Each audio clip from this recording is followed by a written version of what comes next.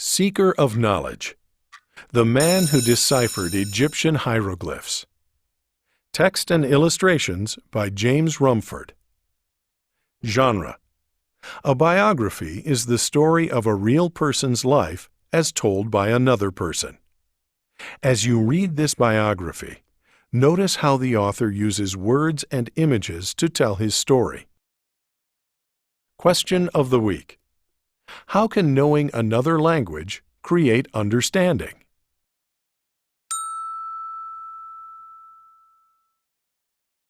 In 1790, a French boy named Jean-François Champollion was born. When he was 7, his older brother told him about General Napoleon, the great leader of France, who was in Egypt uncovering the past. "Someday, I'll go to Egypt too," Jean-François told his brother as he sat spellbound, imagining himself with Napoleon, making his own discoveries. When Jean-François was 11, he went to school in the city of Grenoble. There, his brother took him to meet a famous scientist who had been in Egypt with Napoleon. The scientist's house was filled with Egyptian treasures. Each one captured the boy's imagination. "Can anyone read their writing?" asked Jean-François. "No, no one," the scientist replied. "Then I will one day," said Jean-François, and he left the house full of enthusiasm, sure that he would be the first to discover the key to Egyptian hieroglyphs. Back home, his brother helped him get down all the books they had on Egypt. On moonlit nights, Jean-François stayed up reading long after he should have been asleep. His brother nicknamed him the Egyptian and bought him notebooks. Jean-François filled them with hieroglyphs. There were prowling lions, angry monkeys, trumpeting elephants, and sharp-eyed ibis birds with their long curved bills. He could not read the Egyptian words, but he dreamed that one day he would, as he sailed up the Nile.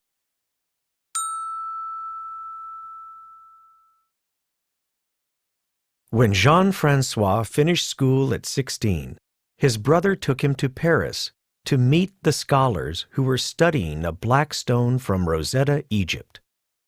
The stone was covered with Egyptian and Greek words and told of a king of Egypt named Ptolemy.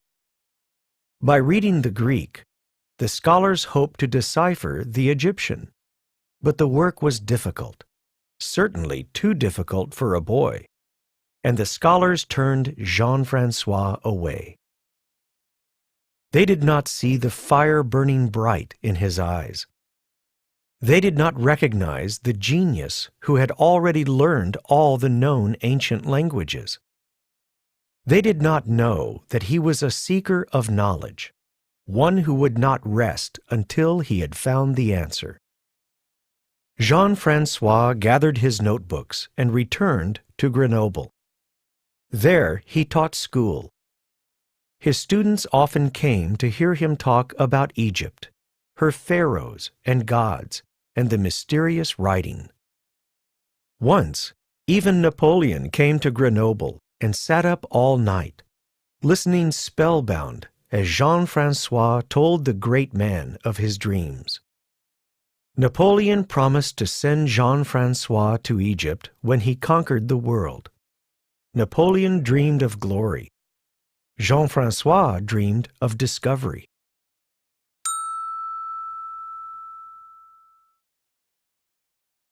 But a few months later, Napoleon was defeated at the Battle of Waterloo. France was now defenseless. Her enemies poured in. They surrounded Grenoble, and in the early morning bombarded the city.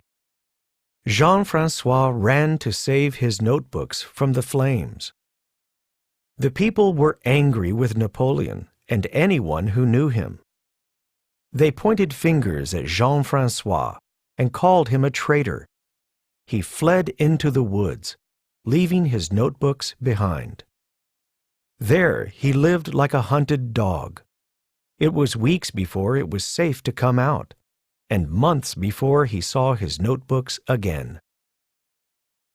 During these troubled times, scholars everywhere were racing to solve the mystery of Egyptian writing. Unbelievable things were said. Ridiculous books were written. No one had the answer. Then an Englishman discovered that a few of the hieroglyphs on the Rosetta Stone were letters, and he deciphered King Ptolemy's name. Everyone said that the Englishman would be the first to unlock the door to Egypt's past. Everyone except Jean-François. When Jean-François was 30, he gathered up his notebooks and left Grenoble. He made his way back to Paris, to his brother.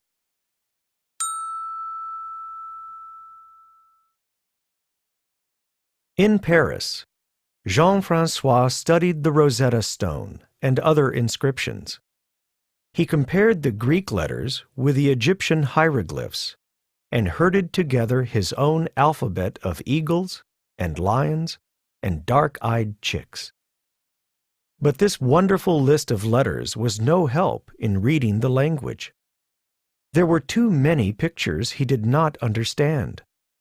What to make of a fish with legs, a jackal with wings, or an ibis god with a long curved bill? There had to be a link between the pictures and the Egyptian letters. But what was it?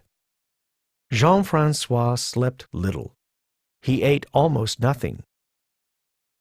Then, on a September morning in 1822, Jean-François found a small package on his doorstep from a friend in Egypt. In it were the names of pharaohs copied from a temple wall. Each name was a jigsaw puzzle of letters and pictures.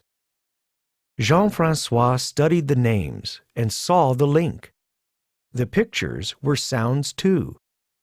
Not single letters, but syllables, even whole words. One of the names drew him. It began with the hieroglyph of an old silent friend perched on a sacred staff. This was a picture of the god of writing, Thoth, followed by the letters M and S. Thothmes, Jean-François suddenly exclaimed, and the rushing sound of the pharaoh's name, as if carried on wings across the centuries, filled the room.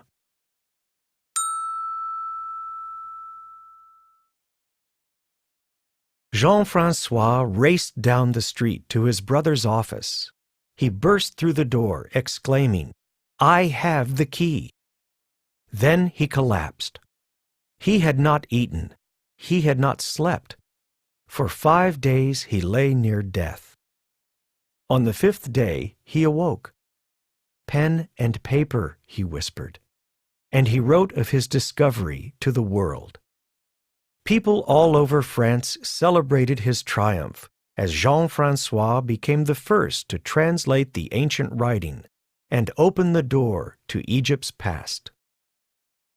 A few years later, the people of France sent Jean-François to Egypt on an expedition to uncover more secrets. He knew Egypt so well in his mind that he felt he was going home. As Jean-François had imagined 1,000 times in his dreams, he sailed up the Nile. Once ashore, he entered the ruins of a temple. A magnificent flock of ibis suddenly rose up from the reeds and took flight. Below, the ibis saw the seeker of knowledge touch the stone walls. His fingers dipped into the carved pictures. He pressed his ear to the stone and listened to the ancient voices.